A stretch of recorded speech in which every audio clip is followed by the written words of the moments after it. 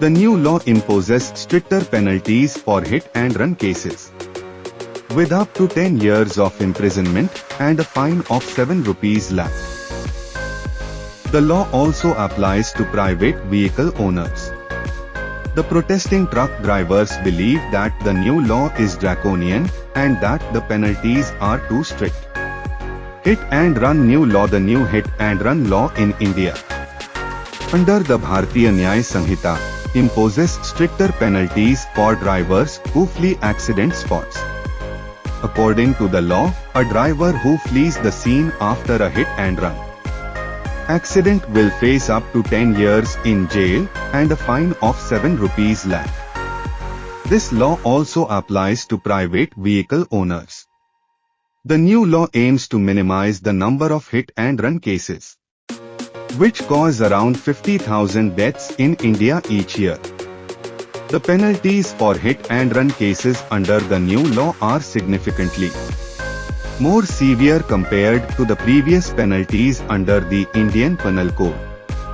The penalties for hit-and-run cases under the new law are as follows: up to 10 years of imprisonment, a fine of 7 rupees lakh. Why is the new hit-and-run law introduced? The new hit-and-run law in India under the Bharatiya Nyaya Sanhita was introduced to address the significant issue of hit-and-run accidents and their consequences.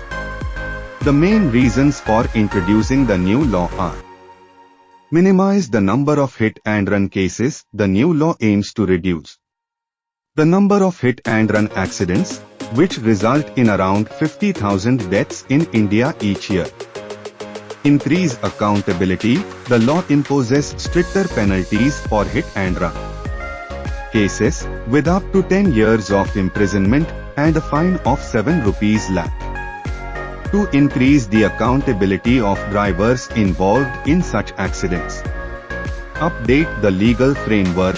The new law replaces the British-era Indian Penal Code (IPC) and makes overhauling changes to the criminal justice system, including changes to the Criminal Procedure Code (CRPC) and the Evidence Act.